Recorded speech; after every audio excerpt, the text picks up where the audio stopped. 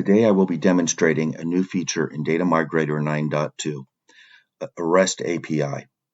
I will be demonstrating several features of the API using Python code.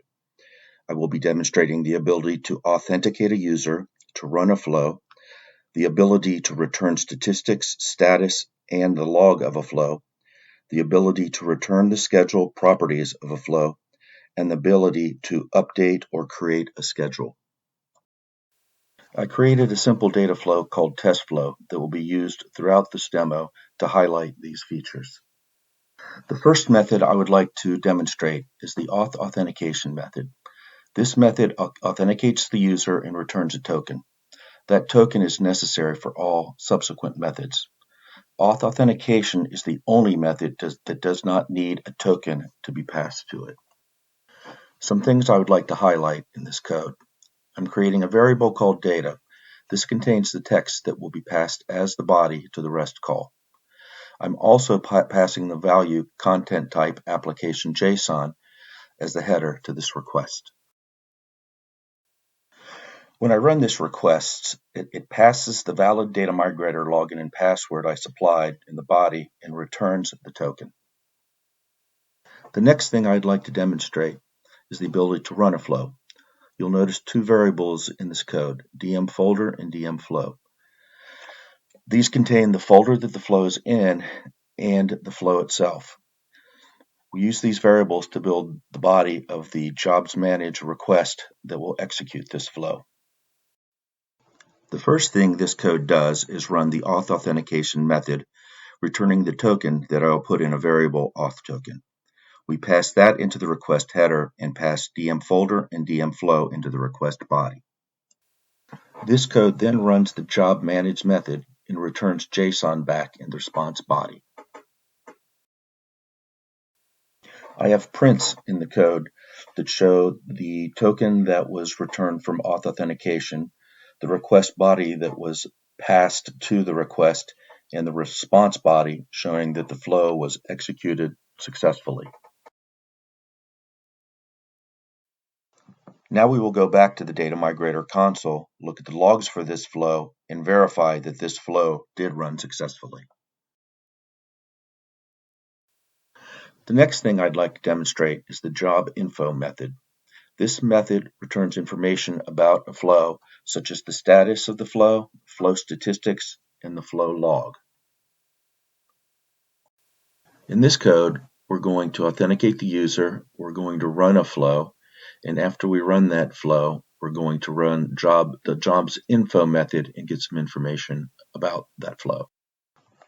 We run the jobs manage method, which runs the flow, pull the job ID out of the response body, create a variable called job ID, which will be used to create the request body for the job info method.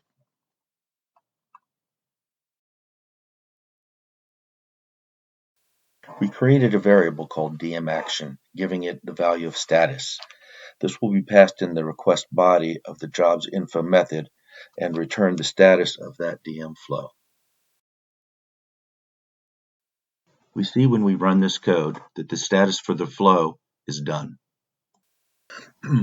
Next, we're going to run this method again, but instead of getting the status for the flow, we're going to pull back the log.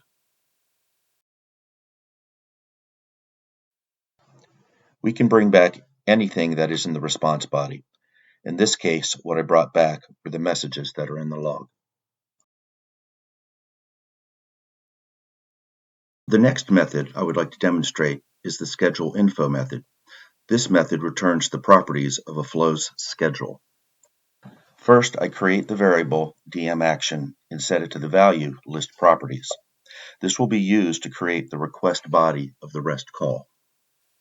This is passed into the scheduler info method. When this code is run, we first run the authentication method to get the token.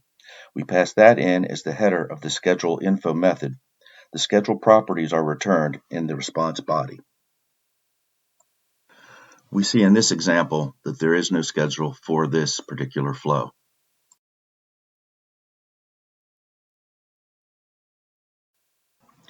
We verify this by going to the Data Migrator console and reviewing the properties of the schedule for our flow.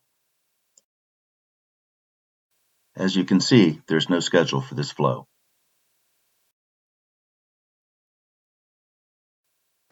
The next method I will demonstrate is the scheduler manage method. This method allows us to create and modify the schedule for a flow. You will see that there are several variables in this code. These will be used to set the properties of the flow. In this example, we set the schedule as active, recurring daily at an interval of 5. These variables are used to build the request body of the scheduler manage method. When this code is run, we see a message is returned in the response body that the schedule is modified successfully. We can verify that this schedule has been modified in two ways. We can run the scheduler info method for this flow, or we can verify this from the DMC. When we now run the scheduler info method for test flow, we see there is now an active recurring schedule for this flow that runs daily 5 times a day. We can verify now this information from the Data Migrator console. When we look at the schedule for this flow, we see that it matches the information returned by the scheduler info method. This concludes the demo of the Data Migrator API.